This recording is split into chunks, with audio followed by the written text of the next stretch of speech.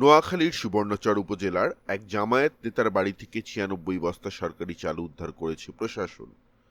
১৬ মে বিকেলে উপজেলার চরজব্বার ইউনিয়নের ইমান আলী বাজার এলাকায় আব্দুস সামাদের বাড়ি থেকে চালগুলো উদ্ধার করা হয়। অভিযুক্ত আব্দুস সামাদ চরজব্বার ইউনিয়নের ৯ নম্বর ওয়ার্ড জামায়াতে ইসলামীর আমির। স্থানীয়দের অভিযোগ, দীর্ঘদিন ধরে তিনি বাড়িতে সরকারি চাল মজুত করে রাখেন, পরে এসব চাল বেশি দামে বিক্রি করে দিতেন।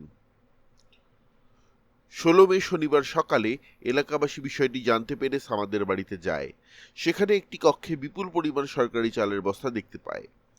পরে বিষয়টি প্রশাসন ও পুলিশকে জানানো হলে প্রশাসনের লোকজন ঘটনাস্থলে গিয়ে ৯৬ বস্তা চাল উদ্ধার করে ইউনিয়ন পরিষদে জমা রাখেন। অভিযুক্ত আব্দুস সামাদ বলেন, আমার ছোট ভাই আসগর একজন ডিলার। নুরানি মাদ্রাসায় সরকারি বরাদ্দের চাল তিনি কিনে এনেছেন। পরে সেগুলো বাড়িতে রাখা হয়েছিল। সরকারি বরাদ্দের চাল যে কেউ কিনতে পারে, আমরা তো চুরি করে আনিনি। কেনা চাল বাড়িতে রাখা যে অপরাধ, এটি আমার জানা নেই।